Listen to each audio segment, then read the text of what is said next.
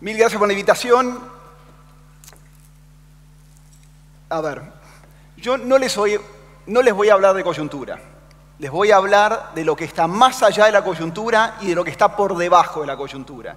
Y lamento decirles de antemano que el título de la charla es excesivamente optimista. Porque lo que voy a hacer realmente, hablándoles de lo que está más allá y lo que está por debajo, es tratar de identificar algunas de las cuestiones básicas por las cuales es tan difícil tener una visión compartida de nuestro futuro. Porque sería ingenuo pararme acá y decir, no, todos tenemos la misma idea, sabemos a dónde vamos. Claramente vos hablabas de la grieta antes, la grieta es real. No lo tenemos tan claro y hay, creo yo, razones conceptuales que tienen que ver antes de las políticas públicas que explican la dificultad. Pero bueno, a ver. Argentina 2030. Para el 2030 faltan 11 años. Cualquier persona que se para acá y les dice que sabe a dónde va el mundo y dónde va a estar el mundo en 11 años les miente. Y una manera de darse cuenta de eso es mirar 11 años hacia atrás y ver todo lo que cambió y honestamente pensar, a ver, ¿lo sabíamos? ¿Lo veíamos? ¿Lo podíamos predecir? 11 años atrás, año 2008. Miremos todo lo que cambió en nuestras vidas en los últimos 11, 12, 13 años. A ver, el iPhone, el teléfono que inaugura esa mini computadora que nosotros tenemos hoy en nuestros bolsillos, tiene apenas 12 años. Se lanza al mercado en el año 2007. Antes de eso no existía, antes de eso la idea de una computadora en tu bolsillo era de novela de ciencia ficción. Kindle, la posibilidad de tener una biblioteca entera en tu cartera, año 2007, 12 años. Todo lo demás que ven ahí en esa pantalla, sacando Facebook, tiene 10 años o menos. Menos de una década. iPad, Uber, que cambia nuestra manera de viajar. Airbnb, que cambia nuestra manera de hospedarnos. Bueno, Android, la competencia del iPhone. Si no tenés un iPhone, seguramente tenés un teléfono que se maneja con Android. Menos de 10 años, menos de una década. Bueno, Spotify, escuchar música, Instagram, compartir fotos, WhatsApp. Yo, en lo personal, divido mi vida en antes y después de WhatsApp. No sé ustedes, me resulta inexplicable entender cómo se trabajaba, cómo se tenía amigos, cómo se tenía pareja en la era pre-WhatsApp. ¿No? Para mí una era paleolítica directamente. Menos de 10 años, menos de una década de nuestras vidas. Y Facebook, cabe notar, se vuelve masivo hace 13 años. Facebook se abre a cuentas de correo electrónico no universitarios en el año 2006. Antes de eso era una cosa de nicho.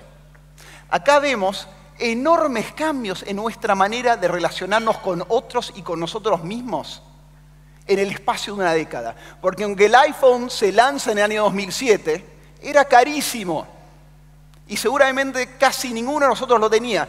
Estos teléfonos y por ende todas las aplicaciones que le siguen, que no son juguetes, son cambios enormes en nuestra manera de producir y cambios enormes en nuestra manera de relacionarnos con otros y con nosotros mismos, se vuelven masivos tal vez hace 7 años. 6, 7 años es que todo el mundo empieza a tener uno de estos teléfonos. Mucho menos de una década. Los cambios no son solamente el aparato que tenemos en nuestras manos. No sé si vieron esta noticia. Esta noticia tiene menos de un año. Por primera vez en la historia de la humanidad, existen, respiran, lloran, son bebés, seres humanos modificados genéticamente. No sé si entendemos lo que significa esto para el cambio evolutivo de nuestra especie. Hace poco una empresa argentina de biotecnología, Queirontech, que fue la primera empresa en clonar caballos en América Latina, modificó genéticamente un toro, que hoy está todavía como embrión en la panza de la madre, para que crezca, cuando nazca, con mayor densidad muscular y menos grasa. No hay ninguna razón por la cual no vamos a poder hacer esto con seres humanos, tal vez en los próximos 10 o 15 años. No por nada, hay muchos pensadores serios que temen que a futuro la humanidad se divida en dos razas. las personas que tienen acceso a esta tecnología y por ende crecen más altos, más fuertes, más inteligentes eventualmente, y las personas que no. Y se plantea una nueva división genética entre seres humanos. Cabe notar que cuando uno modifica un mamífero, cuando está como embrión, esa modificación, cuando ese mamífero después procrea, se transmite a la siguiente generación. Por ende, hoy tenemos en nuestras manos, y de nuevo, no es de ciencia ficción, lo era hace 3 años, ya no hoy, tenemos en nuestras manos la capacidad de modificar la evolución de una especie, ¿no? La llave de Darwin en nuestras manos. Algo que de nuevo era absolutamente cuestión de fantasía hace solamente un par de años atrás. A ver, los cambios en la última década no son solamente tecnológicos. Hace 11 años atrás, al día de hoy, Estados Unidos nunca había tenido un presidente afroamericano. Lula, hoy en la cárcel, era el presidente de Brasil. Y Donald Trump era la estrella de un reality show, ¿no? Entonces, si alguno de ustedes me dice, no, yo esto todo lo vi venir.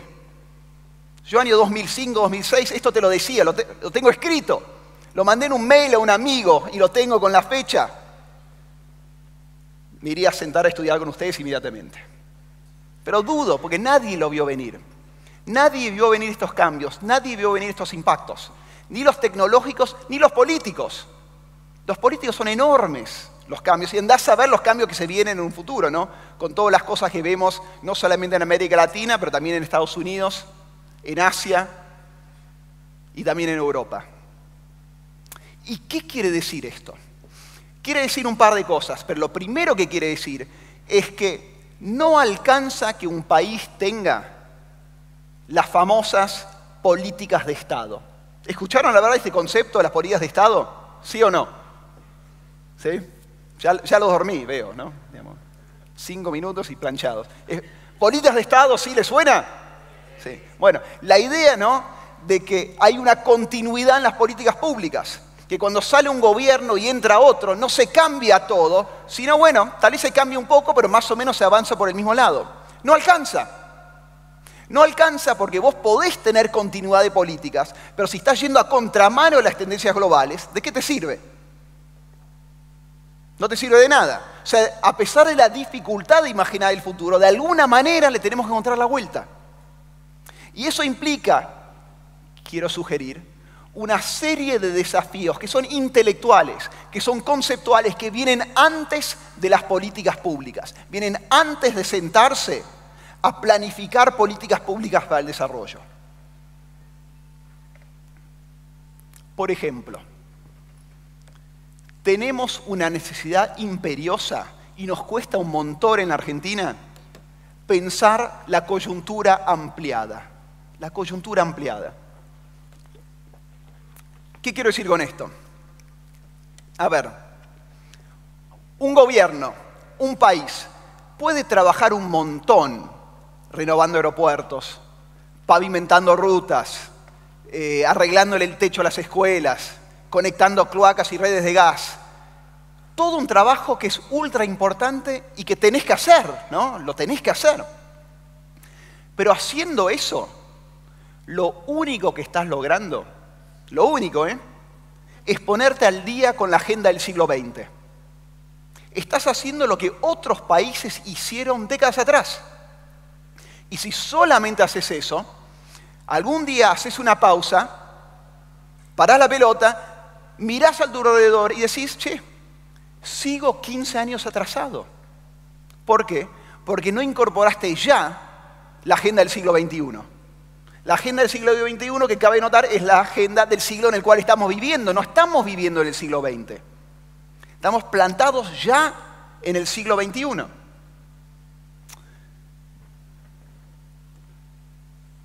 Segundo desafío intelectual conceptual, que es desarmar falsas dicotomías. Que en nuestra discusión pública tenemos un montón. Voy a ir rápido acá por 2. Esta es una falsa dicotomía. La dicotomía entre industria y agricultura. Es falsa. La agricultura hoy es cada vez más parecida a la industria, al benchmarking que hacen ustedes, al control de calidad que hacen ustedes, al diseño que hacen ustedes. Vamos a ver un poquito más adelante en esta charla cómo cada vez más el agro necesita de la industria. Y de la industria de vanguardia, donde hay una sinergia cada vez más evidente en los países que hacen esto bien. Esta dicotomía que surge una y otra vez en nuestra discusión pública, en periodistas, en políticos, en empresarios, en sindicalistas, es falsa, atrasa, nos mantiene en el siglo XX, nos impide discutir y avanzar en el siglo XXI. Otra falsa dicotomía, la dicotomía entre exportaciones e importaciones, donde generalmente en la discusión pública pensamos en las exportaciones como algo bueno, hay que exportar más, y las importaciones en algo malo. Datos del Banco Mundial, ¿no? Para que sepamos, de nuevo, para tener conceptualmente las ideas para después poder avanzar y discutir las políticas públicas.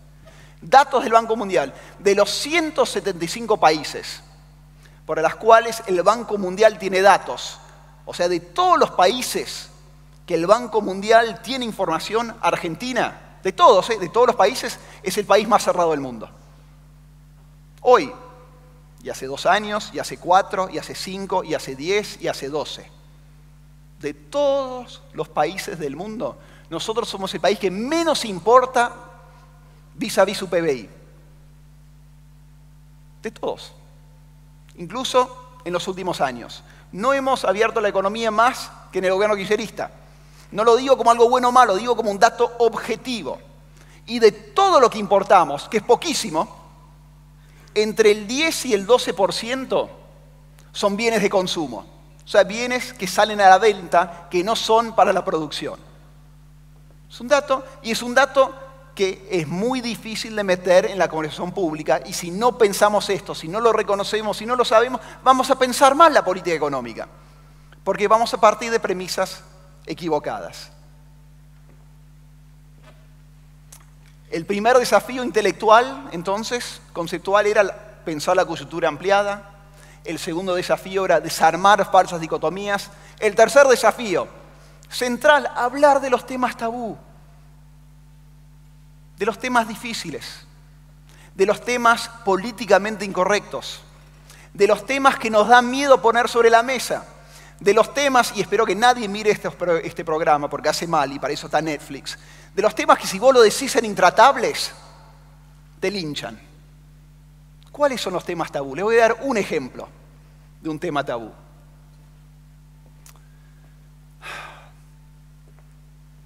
Esto quiere mostrar la relación entre un abuelo, un jubilado y un menor de edad. A ver, para que tengamos claro. Porcentaje de pobreza entre adultos mayores en Argentina, entre el 7 y 9%. ¿Me escucharon? Porcentaje de pobres entre adultos mayores en la Argentina, entre el 7 y 9%. Porcentaje de pobres menores de 14 años en la Argentina, ¿alguien sabe? Cerca, 46%. 9% por un lado, 46% por el otro. Porcentaje del presupuesto nacional que va directamente a adultos mayores vía jubilaciones o pensiones, 48%. Porcentaje del presupuesto nacional que va directamente a menores de 14 años, vía AUH o alguna otra cosa, 1,9%. A ver, no sé si queda claro esto. No estoy diciendo que los jubilados en Argentina ganan bárbaro, no. Pero claramente ahí tenés un equilibrio que es un problema, que no funciona a la larga. Especialmente porque si vos al chico pobre o la chica pobre de 3, 4, 5, 6 años, si no la sacás de la pobreza a esa edad, es muy difícil después. Y tenés un ciclo muy difícil de romper y que es muy vicioso. ¿Quién habla de esto en la discusión pública? ¿Quién se anima a poner esto sobre la mesa? ¿Quién se anima a hacerlo en público, a decir lo mismo en público de lo que dice en privado?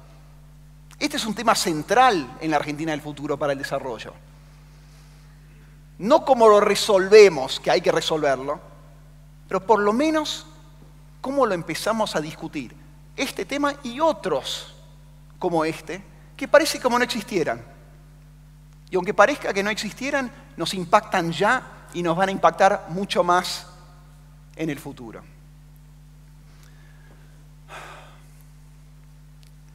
Entonces, el desafío del futuro, lo difícil que es entender a dónde va el mundo, porque es difícil predecir los cambios, la necesidad de incorporar algunos elementos de los desafíos intelectuales y conceptuales, y ahora incorporar nuevas preguntas. ¿Estamos todos juntos?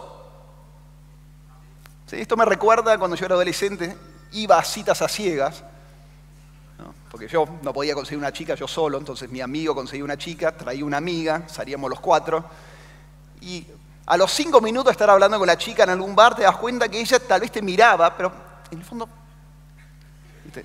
Como vos le hablabas, le pasaba por arriba y ella te miraba por arriba. Y yo ahí en ese momento me sentía muy solo. Tengo un poco la misma sensación ahora, quiero decirles, ¿no?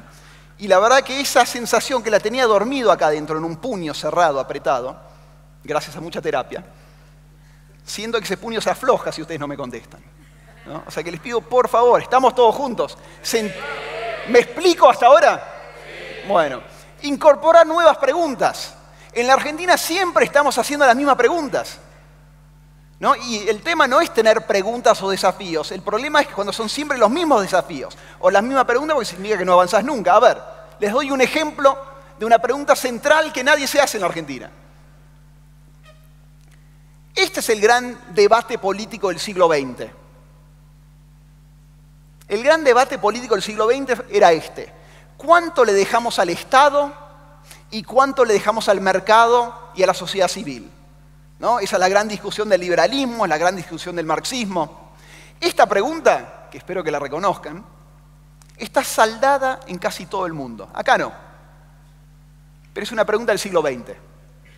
¿Cuál es la gran pregunta política del siglo XXI? Tapa de diario en todo el mundo. Es esta. Esta es la gran pregunta política del siglo XX. XXI, perdón. ¿Cuánta de nuestra vida íntima, personal y cuánta de nuestra vida pública se lo dejamos a los algoritmos? No sé si saben, hoy en Estados Unidos, John Hancock, que es la principal aseguradora de obra social, te hace un descuento, 15%, no es poca cosa, si vos usás el brazalete que tienen, que mide en tiempo real tu frecuencia cardíaca, tu presión arterial y cuántos pasos das. Es el primer paso, suponen todos, a que para tener obra social estás obligado a usar ese aparato. ¿Y quién controla esos datos íntimos tuyos? ¿La empresa privada? Digo, esa pregunta que creemos que es de ciencia ficción se discute hoy en el resto del mundo y en la Argentina ya viene, lo sepamos o no. Pero les llevo a preguntas más básicas que tienen que ver directamente con nosotros y también con la industria, aunque no todas parece que tengan con la industria. A ver, este es mi hijo Rafa, tiene 2 años y pico, está comiendo un helado de Cadore, Corrientes y Rodríguez Peña, en la Ciudad de Buenos Aires, mejor heladería de la Ciudad de Buenos Aires, es lo más importante que tengo para decirles hoy, anoten, Cadore, Corrientes y Rodríguez Peña. Te dicen hoy papers científicos que en las próximas 4 décadas vamos a tener que producir más alimentos de lo que se cosechó en los últimos 4.000 años. Dato, ¿eh? Eso es mucha comida, es mucho alimento. Y en un contexto, como sabemos, de cambio climático, calentamiento global, extinción masiva de especies. Hoy, el 70% de los pájaros que hay en el planeta son aves de corral. Gallinas, codornices y pavos para alimento humano. El 70%. Y si vamos a mamíferos, el 60%, 6-0, el 60% de los mamíferos del planeta son vacas y cerdos. El 36% restante somos nosotros y el 4% que queda son animales salvajes. Está todo armado para el alimento humano. Y en ese contexto, En ese mundo, perdón la palabra, de mierda, donde no hay lugar para nada que no sea el ser humano, vamos a tener que alimentar a mucho más gente. ¿Cómo lo hacemos? Especialmente en un país como la Argentina, que se supone que, digamos, de alimentos sabe, ¿no? De eso hablamos todo el tiempo en la Argentina. El supermercado del mundo, valor agregado, etcétera, etcétera. ¿Cómo hacemos? ¿Cómo hace el mundo? Lo primero que hay que entender es que cuando uno cosecha granos, no está cosechando granos, o no solamente, está cosechando datos. Amazon, Apple, Google, las empresas más importantes del mundo por los datos que manejan. Uno hoy cosecha datos y por ende la incorporación de tecnología y conocimiento que viene de la industria 4.0 justamente, vía robots, drones, satélites, GPS, para cosechar los datos, almacenarlos, organizarlos y sacar las conclusiones que permiten mejorar tu productividad. La agricultura pasa a ser en el futuro como las industrias de nicho, donde lo que importa no es la cantidad, sino la calidad y la trazabilidad. Como el zapato italiano que está hecho a medida. Cada vez más incluso la agroindustria, no agricultura, la agroindustria, diseña lo que va a cosechar a medida. Donde fumiga, gracias al lazo que hay con la industria, donde fumiga solamente acá porque acá se necesita, donde fertiliza acá solamente porque acá se necesita fertilizar, donde vos conocés, gracias a la tecnología, tu tierra, con el mismo nivel de detalle que un bodeguero sabe que la uva produce esta característica acá y esta otra característica allá. No sé si saben, Estados Unidos es el principal exportador de alimentos del mundo medido por valor. Estados Unidos. ¿Alguien sabe cuál es el segundo país? ¿Alguien quiere tirar un nombre de país? ¿Brasil? ¿Ucrania? No. Holanda. El segundo exportador de alimentos del mundo medido por valor es este país que tiene este tamaño vis-a-vis la Argentina. ¿Por qué? Porque estos realmente hacen agroindustria. Y también es la agroindustria más sustentable del mundo, el que menos fertilizante usa y el que menos agua usa. Y casi todo, para que sea más insólito todavía, es bajo techo. Se viene otro mundo. Les comento una pequeña anécdota. No sé si saben que hoy, para tener una hamburguesa, no necesitas una vaca. Vos sacás un par de células de una vaca, lo haces crecer en un laboratorio, porque la carne es un tejido que crece, y haces una hamburguesa. Arriba a la izquierda, la primera hamburguesa de carne cultivada del mundo. Año 2012, la pagó Google, salió $250.000 una hamburguesa. Hoy sale $10 una hamburguesa. Todavía no se produce a escala de mercado, pero hay varios startups buscando hacerlo. Lo que hoy sí tenés es esto de acá, The Impossible Burger. Locales de comida rápida en Estados Unidos y Asia, un boom.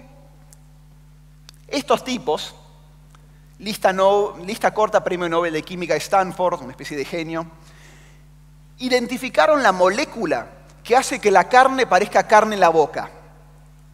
El gusto es una reacción química, como cualquier otra cosa.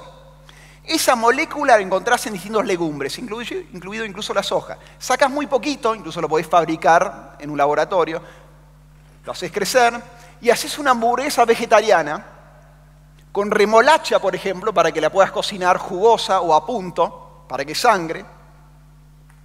Y es un patty. Les juro que no lo pueden distinguir. Hicimos una reunión con el presidente sobre este tema, el futuro de la agricultura animal, donde tuvimos vía videoconferencia el científico que hizo la hamburguesa y que hoy está desarrollando su propia empresa esa hamburguesa, y el CEO y fundador de esta empresa. Y nos mandaron la hamburguesa para que la comamos durante la reunión. y te llega la hamburguesa en un paquete, y parece una hamburguesa cruda, y yo se la llevé al cocinero de la Casa Rosada, medio apurado, estresado, porque cuando tenés una reunión con el presidente tenés que estar todo perfecto y tenés que haber preparado, etc. Y se lo dejé sin decirle nada, sin que se me ocurra que era un buen experimento. Y al rato volví a ver cómo había quedado, lo quería probar además, y me dice, che, Iván, ¿realmente querés darle de comer esto al presidente? Y yo dije, no, Mateo, esto debe ser horrible. Y le digo, che, no, ¿por qué? Decime, ¿es muy feo? Dice, no, no es feo, pero es un patty. Y claro, es un patty que vos comés en el club, es un patty que vos comés en la cancha. Entonces, les digo, esto es industria, esto es agricultura.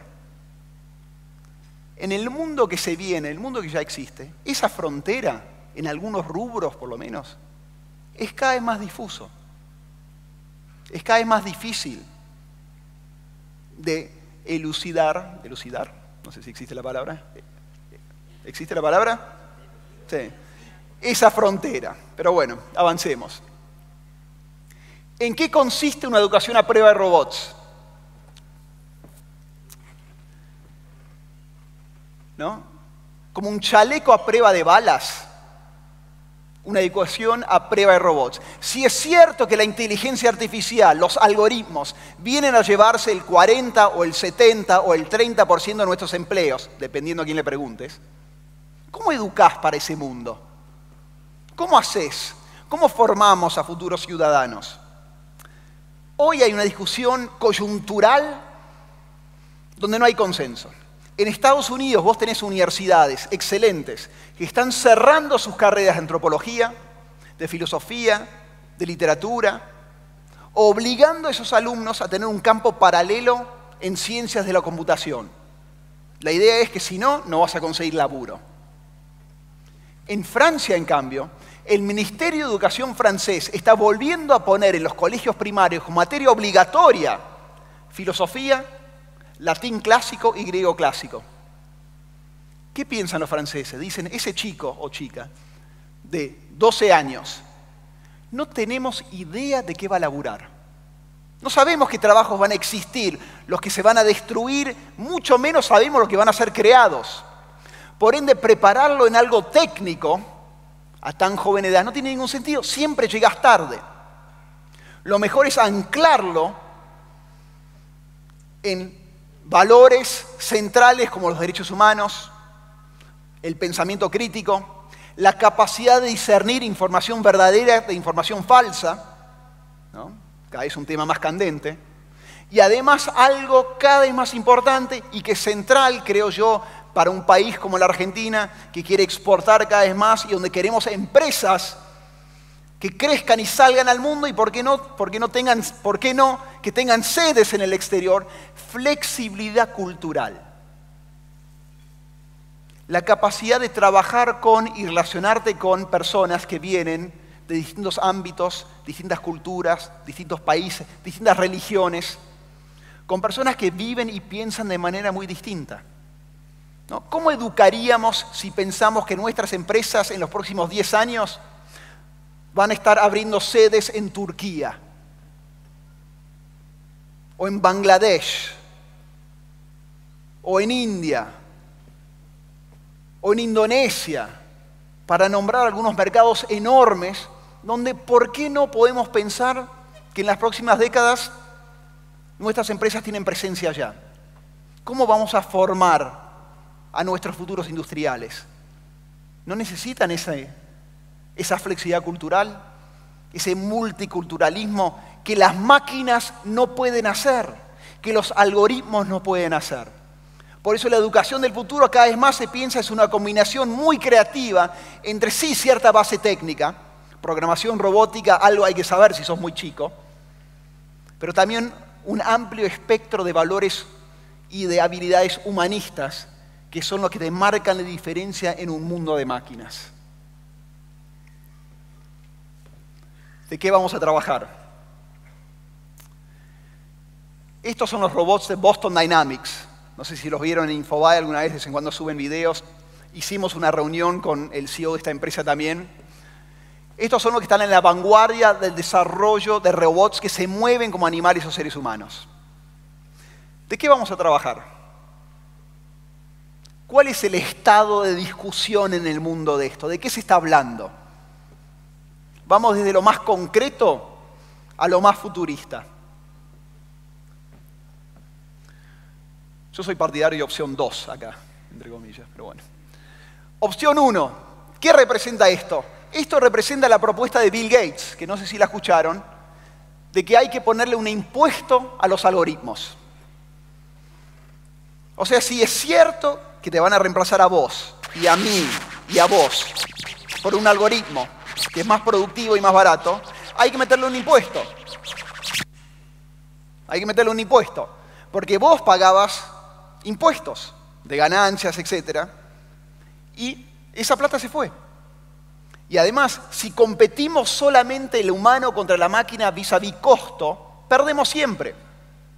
Necesitamos equiparar esa pelea con los mismos impuestos, tal vez más altos, y esa plata va a la seguridad social de los que perdieron su laburo y también reentrenar a los que perdieron su laburo.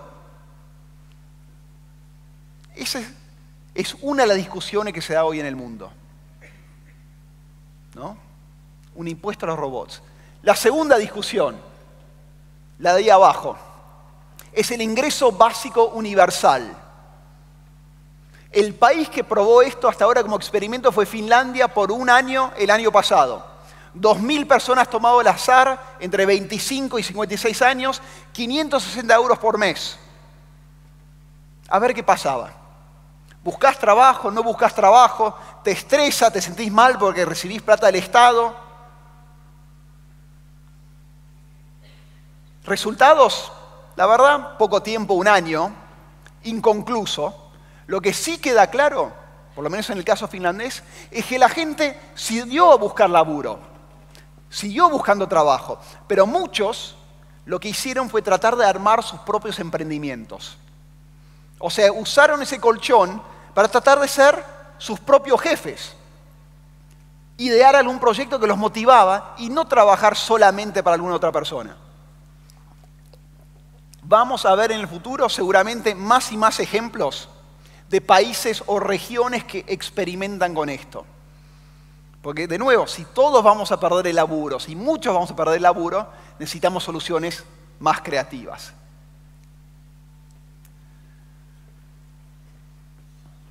Dos posturas adicionales, un poco más allá de la discusión coyuntural. El de arriba viene de Kai-Fu Lee. Kai-Fu Lee es el gran gurú de la inteligencia artificial en China. Primer presidente de Google China, después se abrió con un fondo de inversión. Es el referente chino de la inteligencia artificial. ¿Y qué dice Kai-Fu Lee? Es un argumento que me gusta. Básicamente lo siguiente, él es muy pesimista. Dice que la inteligencia artificial en las próximas 3 décadas va a destruir el 70% de los trabajos. Es de los pesimistas en ese sentido.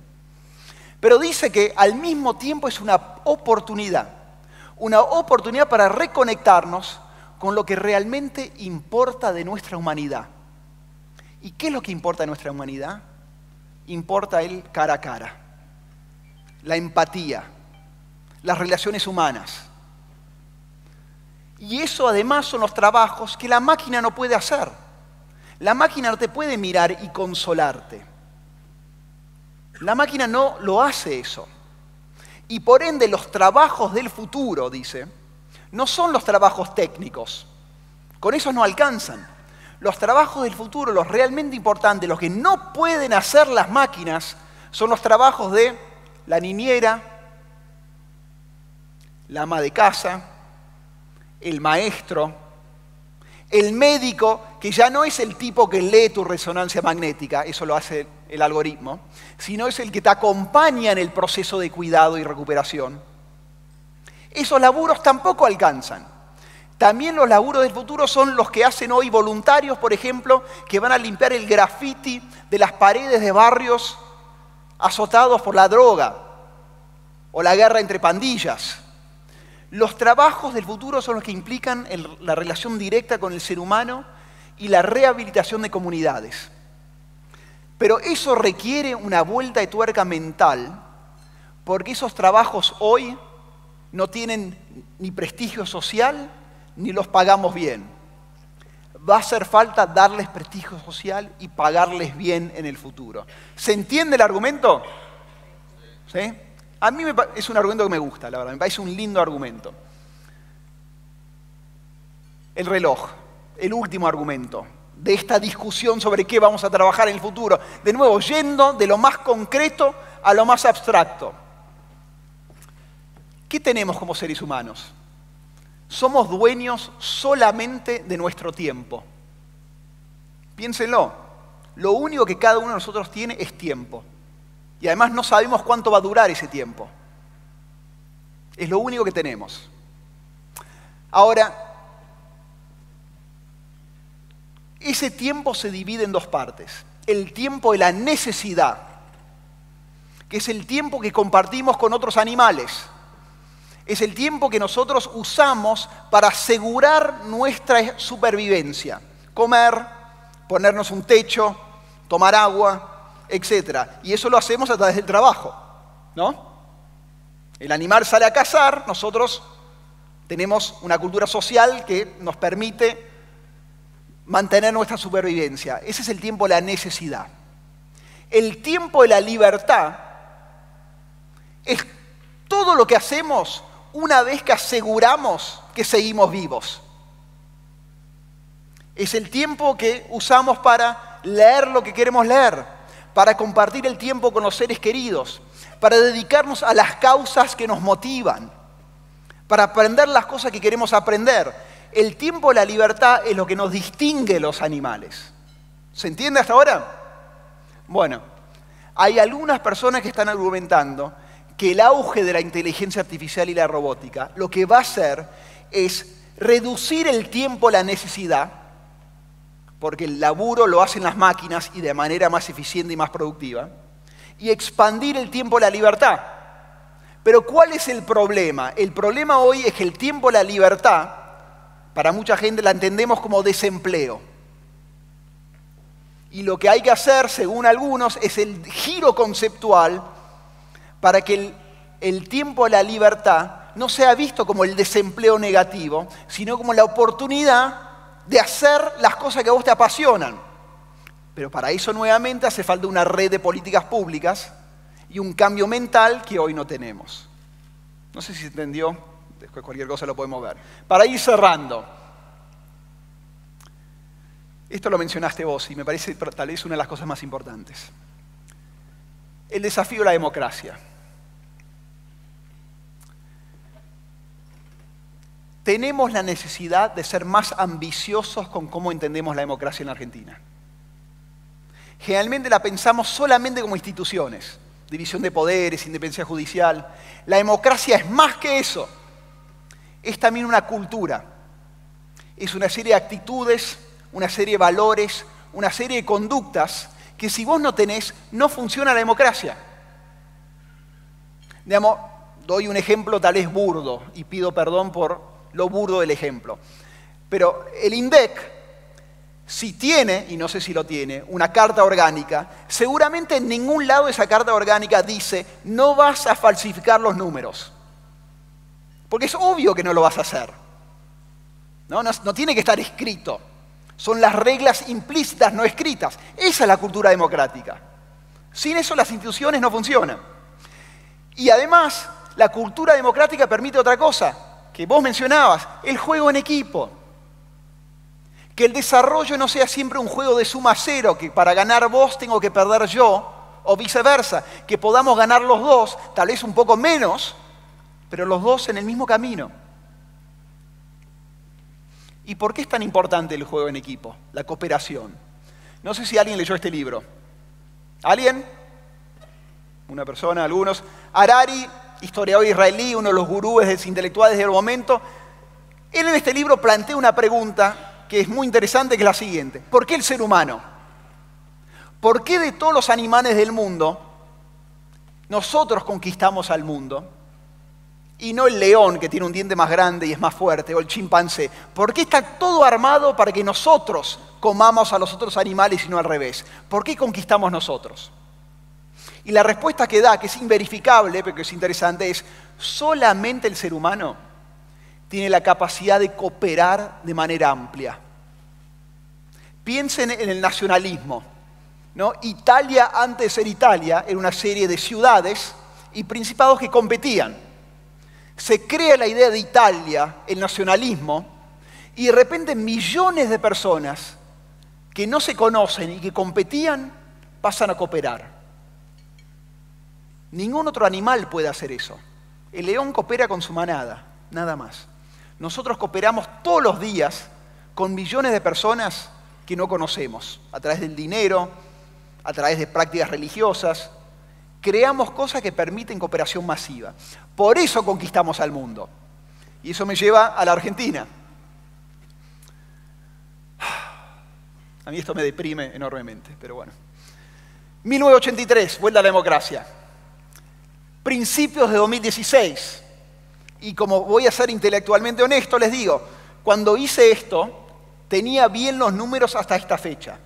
Si lo hiciera hasta la fecha de hoy, este número que empieza a caer, cae más.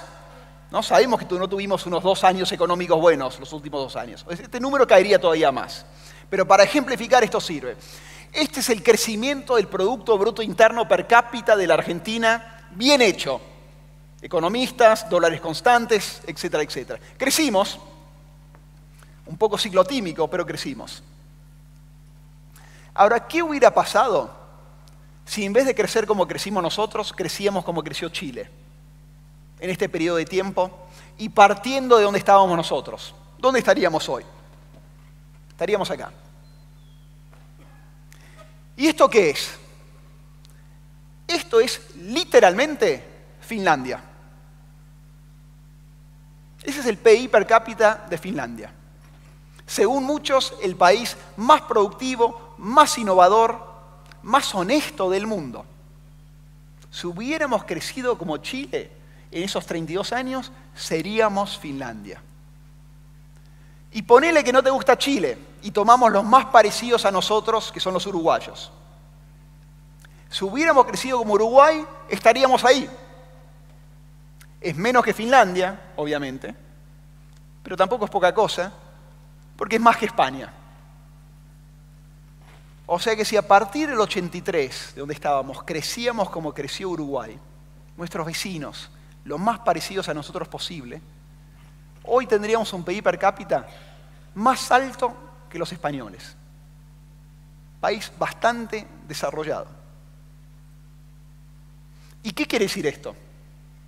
Quiere decir que el problema de fondo de la Argentina no es un problema, como dicen muchos, de productividad. Ojo, somos poco productivos. 1/4 de Singapur, un poquito menos que los uruguayos, pero un poquito menos que los uruguayos nomás. Pero eso no se explica por una falta de productividad. Pues de nuevo, no somos tan distintos a los uruguayos en ese sentido. Más bien se explica por otra cosa, que es, sugiero, volviendo a la grieta, volviendo a Harari, a nuestra incapacidad de cooperar.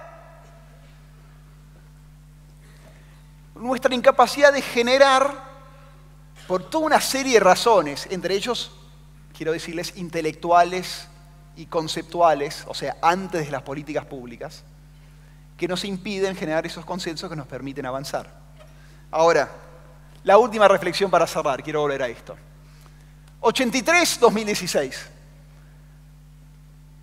¿Cuál es la lección positiva de esto? La lección optimista. Estos son 32, 33 años.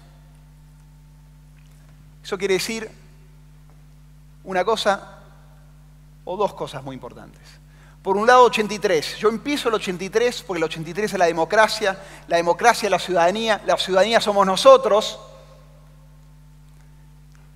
Es el momento en el que el país está en nuestras manos y en de nadie más, donde no hay excusas. Somos todos nosotros. No le podemos tirar el bardo a nadie más. La democracia es cuando estamos a cargo nosotros. Por el otro lado, 32, 33 años, gente, es menos de una generación. Menos de una generación. En términos históricos de un país es nada. Esto te muestra que no es una fantasía, no es una utopía, no es de soñador distraído decir que uno puede radicalmente cambiar un país en menos de una generación. Se podría haber hecho. No es fácil, hay que trabajar un montón, se te tienen que alinear los planetas, 1000 factores, pero es posible. Y sigue siendo posible, porque el tren de la historia está siempre presente. Es mentira que deja a los países atrás. Hay países que no se animan a subir, pero no es el tren que te deja atrás. Y eso depende de nosotros. Yo cierro acá. Muchas gracias.